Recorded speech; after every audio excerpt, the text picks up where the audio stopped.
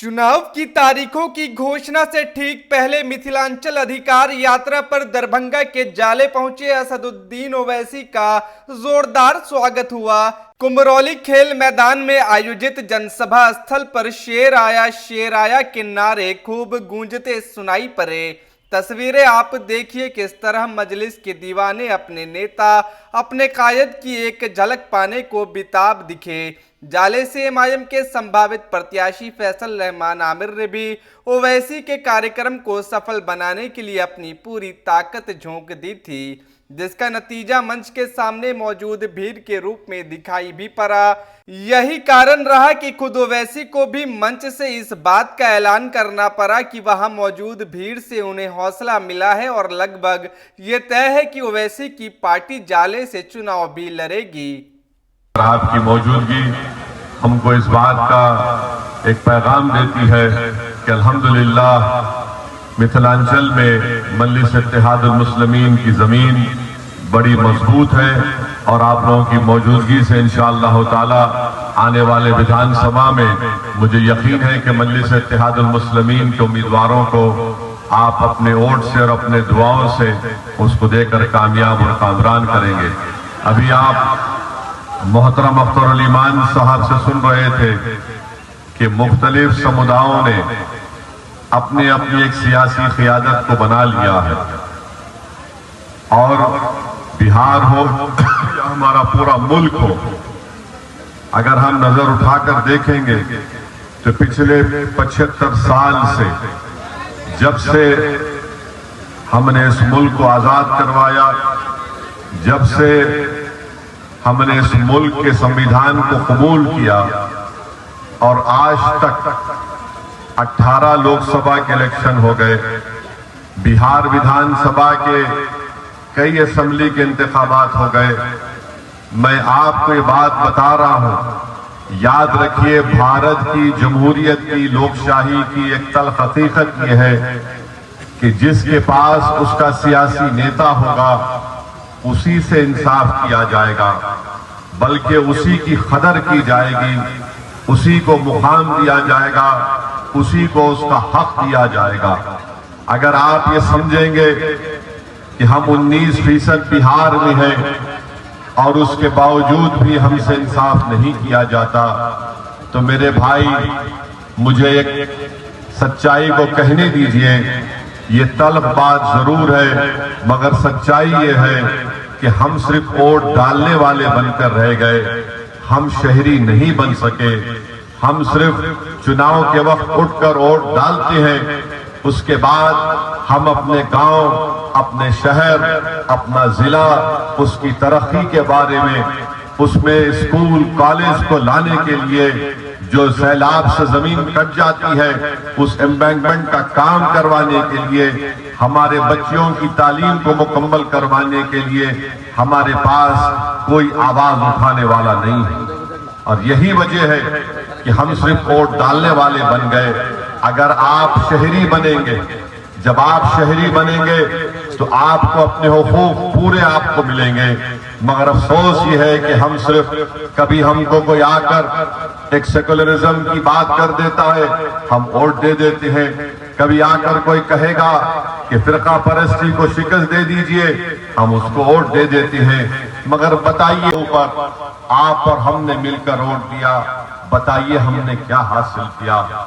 मेरे अजीज दोस्तों और बुजुर्गों, भारत की पार्लियामेंट में मुसलमानों की आबादी के लिहाज से कम हमारे 50 से 55 MP जीत कर आना चाहिए था। मगर आज भारत की पार्लियामेंट में कितने हैं? 22 या 23 रुकने पार्लियामान है।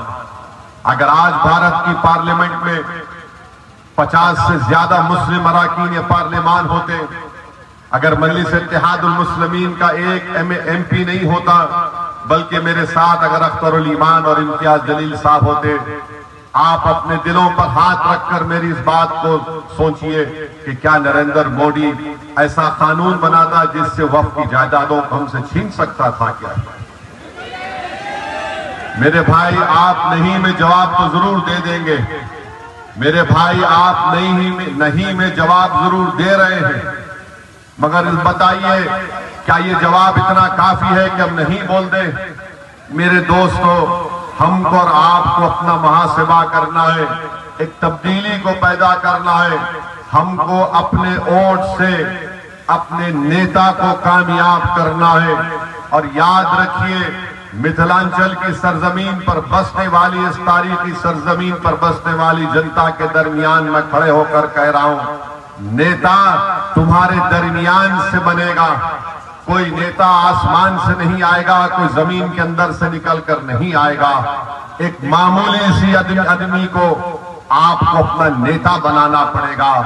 देखो, यादवों का नेता, हर समाज का, ठाकुरों का, ब्राह्मण भाइयों का नेता है, भूमियारों का नेता है, ईबीसी का नेता है, पसमानदा तबकात का नेता है, मांझी का नेता है, पासवान का नेता है, अरे सबका नेता है।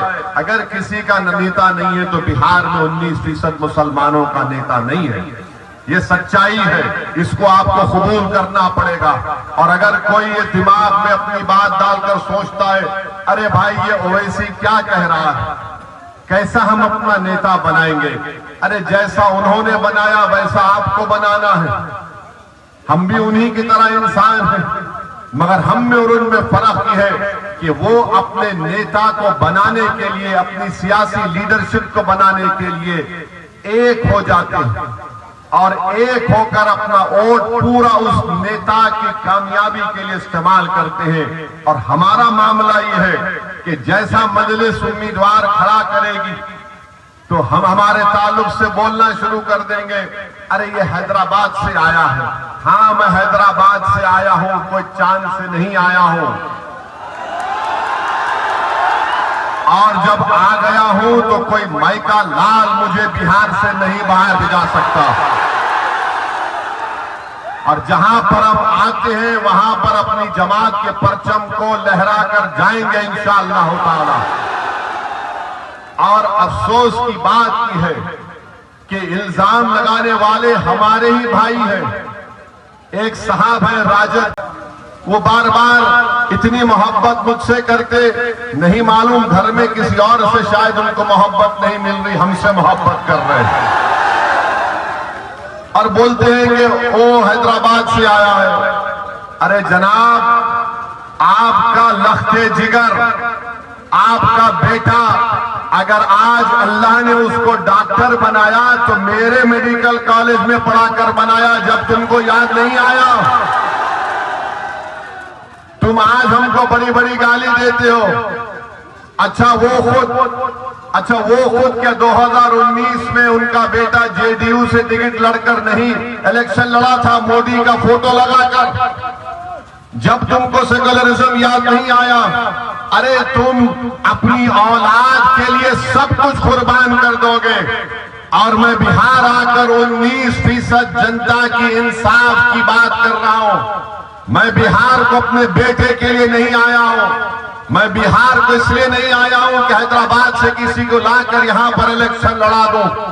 मैं बिहार को इसलिए नहीं आया हूं कि यहां पर वोट हासिल करके जिस तरह वो हमारे 4 एमएलए अपना जमीर बेचकर बेईमान साबित हुए, वो अपना जमीर बेच देंगे। बड़े मैं यहां पर आया हूं तो 19% जनता को एक नेता बनाने के लिए, और ऐसा नेता बनाने के लिए जो ना राजद से डरेगा, ना मोदी से डरेगा, ना नीतीश से डरेगा, बल्कि सिर्फ अल्लाह से डरने वाला होगा। और तुम्हारा मामला यह है कि जब हम नेता की बात करते, सियासी क़ियादत की बात करते, तो तुमको लगता है ना हमारा नेता तो खुला है। अरे तुम्हारा नेता तो लफ्ज़ मुसलमान बोलने को तैयार नहीं है। तुम्हारा नेता तो लफ्ज़ मुसलमान बोलने को तैयार नहीं है। ये कब तक ड्रामाबाजी चलेगी? बताइए, ड्रामा कब तक चलेगा? मुसलमान इनको कब याद आता है? चुनाव आ गया, ए भाई हमको वोट दे दो, उसके बाद उसको पलट कर मत पूछो। चुनाव खत्म हो गया, हम खत्म हो गए। चुनाव आया तो देखो जुल्म हो रहा है, आपको दबाया जा रहा है। अरे जब जुल्म हो रहा है, जब दबाया जा रहा है, तो उसका रोकथाम कैसा होगा? उसका सद्देबाब क्या होगा? उसका सद्देबाब यह है कि तुमको लीडर बनना पड़ेगा, तुमको कायद बनना पड़ेगा। मुकद्दर के फैसले तुम तय करोगे तो पटना में जालिम बैठकर तुम्हारे नौजवानों, तुम्हारे मुस्तकबिल का फैसला नहीं करेगा। हम सिर्फ यही उम्मीद पर बैठे थे 50-60 साल से, अरे नहीं, अच्छे लोग हैं, ये हमारा साथ देंगे, ये हमारी मदद करेंगे।